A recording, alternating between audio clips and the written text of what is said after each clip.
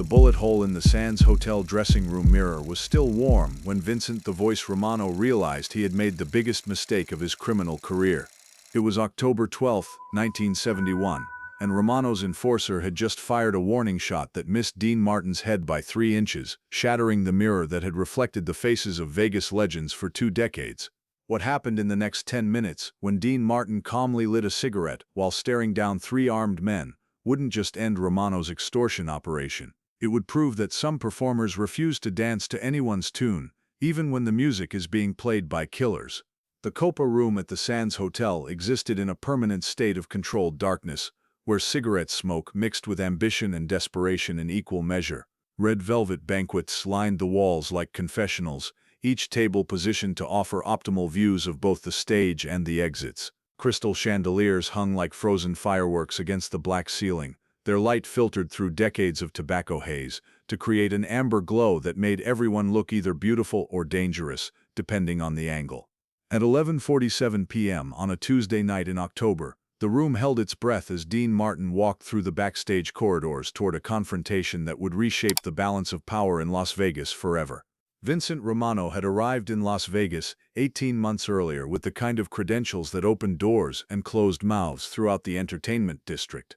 Born in Chicago's Little Italy, Romano had earned his nickname, The Voice, not for any musical talent, but for his ability to make people listen when he spoke. His voice carried the authority of 30 years in organized crime, backed by connections to the outfit families who controlled illegal gambling operations from the Great Lakes to the Pacific Ocean. Romano understood that Las Vegas in 1971 was more than just a desert oasis for gambling. It was the entertainment capital of America, generating millions of dollars in revenue that flowed through networks he intended to control completely. Romano's operation was elegant in its simplicity. Every major entertainer performing in Las Vegas would pay him a monthly respect fee of 10% of their earnings. In exchange, Romano would ensure their shows ran smoothly, no technical difficulties, no hostile audiences, no mysterious illnesses that might force cancellations. Performers who paid enjoyed Romano's protection. Those who refused discovered that the desert could be an unforgiving place for people who didn't understand local customs. The system had worked flawlessly for over a year. Sammy Davis Jr. paid his 10% without complaint, understanding that the cost of defiance far exceeded the price of cooperation. Frank Sinatra, through intermediaries, had negotiated a reduced rate in exchange for occasional favors that Romano might require. Even the biggest names in comedy, music, and variety shows had fallen into line, recognizing Romano's authority as simply another cost of doing business in Sin City. But Dean Martin had never paid a cent, and his refusal to acknowledge Romano's authority had become a source of increasing frustration for the mob enforcer. Dean's manager, Mort Viner, had received 3 visits from Romano's representatives, each conversation more pointed than the last. Hotel executives had been approached about scheduling conflicts that might arise if certain performers continued to ignore established protocols. Casino owners had received subtle suggestions about security concerns surrounding uncooperative entertainers.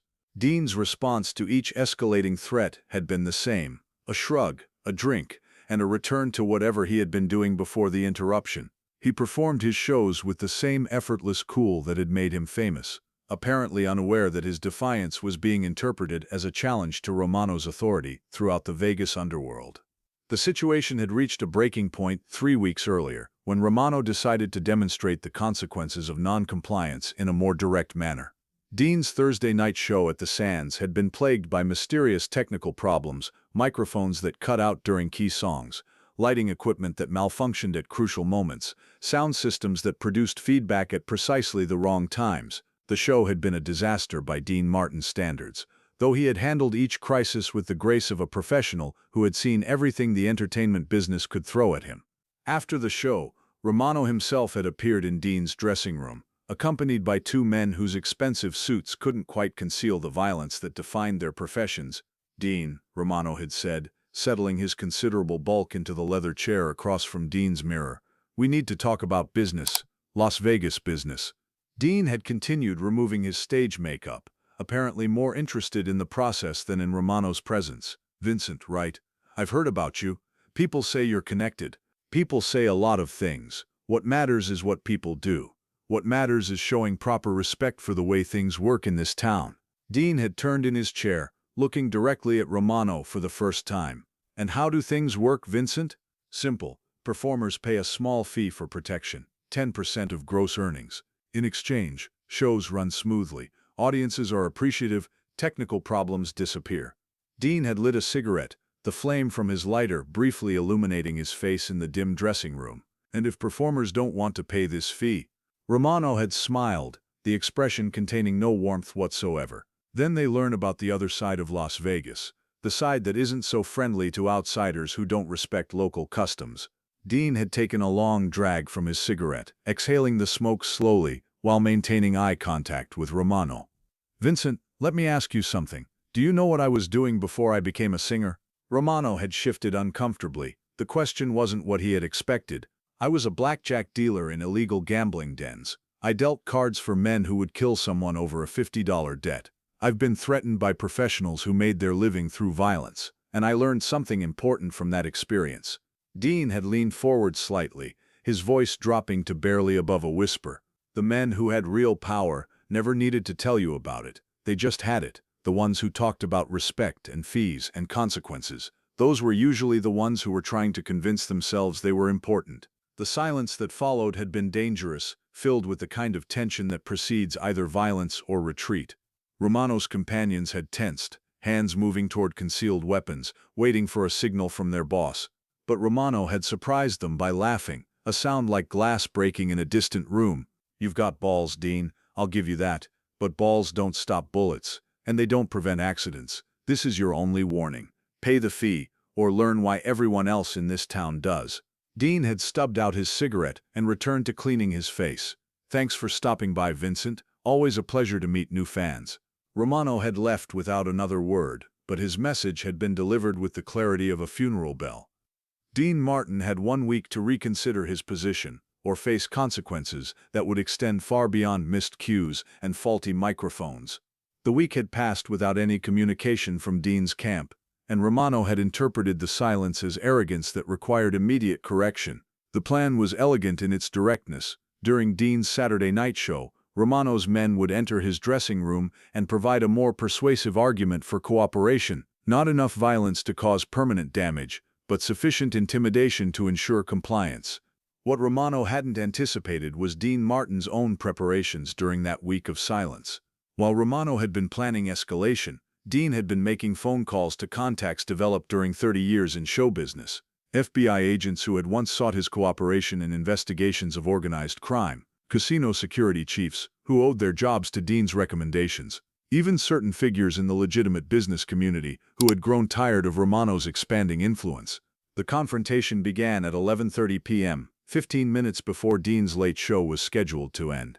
3 of Romano's men had entered the backstage area of the Sands, their presence causing immediate nervousness among the technical crew, who recognized the type if not the specific individuals. They had positioned themselves outside Dean's dressing room, waiting for the moment when he would return from his final performance of the evening. But Dean had received word of their arrival through the network of bartenders, waitresses, and security personnel who had worked with him for years. Instead of returning to his dressing room alone, as Romano's men expected, Dean had brought companions, 2 off-duty Las Vegas police detectives who had volunteered to provide informal security, and Frank Sinatra, who had arrived at the hotel 30 minutes earlier, after receiving Dean's phone call. The confrontation escalated rapidly when Romano's lead enforcer, a man named Tommy Scalise, decided that the presence of witnesses required a more dramatic demonstration of authority.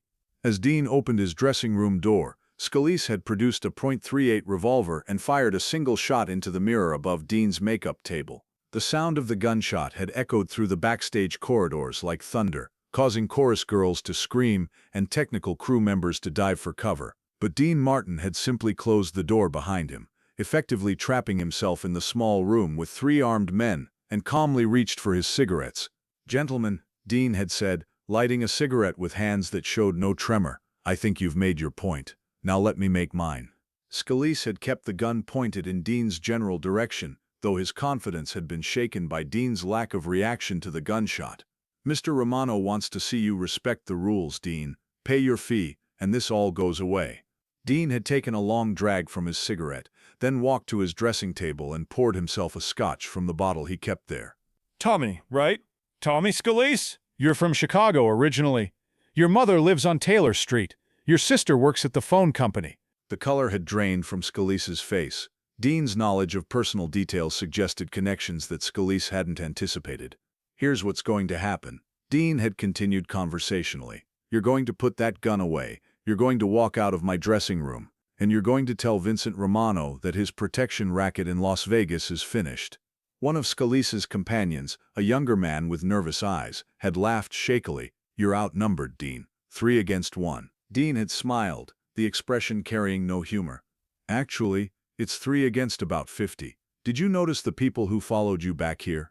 Did you see the casino security guards who are currently surrounding this building? Did you happen to spot the FBI agents who have been photographing Romano's operation for the past 6 months? As if summoned by Dean's words, voices had echoed through the corridors outside, security personnel taking positions, police officers coordinating through radio communication, the sound of backup arriving in large numbers. You see, boys, Dean had continued, sipping his scotch. Vincent made a fundamental error in judgment. He assumed that because I perform for entertainment, I don't understand power. He thought that because I tell jokes and sing songs, I must be naive about how the real world works. Dean had walked closer to the 3 men, his movement casual but somehow threatening. But I've been in this business for 30 years. I know every casino owner in Nevada. I have dinner with judges and police commissioners. I play golf with FBI directors and federal prosecutors. When Vincent Romano decided to threaten me, he wasn't just threatening an entertainer. He was threatening someone with connections that stretch all the way to Washington. The door to the dressing room had opened, revealing Frank Sinatra accompanied by 6 Las Vegas police officers, their weapons drawn but pointed toward the floor. "Evening, boys," Frank had said pleasantly. "Looks like the party's over." Scalise and his companions had surrendered without resistance, their weapons confiscated and their persons searched while Dean continued smoking and drinking as if nothing unusual had occurred. The arrests had been followed by a coordinated sweep of Romano's operation throughout Las Vegas. Within 6 hours, federal agents had executed search warrants on Romano's offices, hotel rooms, and known associates. The evidence collected during months of surveillance, combined with testimony from performers who had been paying extortion fees, provided more than enough material for a comprehensive prosecution. Romano himself had been arrested while eating breakfast at his penthouse suite in the Riviera Hotel, still wearing silk pajamas when federal marshals placed him in handcuffs. His empire, built on intimidation and fear, had collapsed in a single night because he had chosen to threaten someone who understood that real power comes not from violence, but from relationships built on mutual respect and shared interests. The trials that followed made national news, exposing the extent of organized crime's infiltration into Las Vegas entertainment. Romano received 25 years in federal prison, while his associates received lesser sentences in exchange for cooperation. The convictions sent a clear message throughout the underworld that the entertainment industry was no longer vulnerable to simple extortion schemes. Dean Martin never spoke publicly about his role in bringing down Romano's operation, but his actions had consequences that extended far beyond his own career. Other performers, emboldened by Dean's example, began reporting extortion attempts to federal authorities rather than simply paying protection fees. The entertainment industry developed new protocols for dealing with organized crime infiltration, and Las Vegas itself began the long process of transitioning from a mob-controlled gambling center to a legitimate entertainment destination.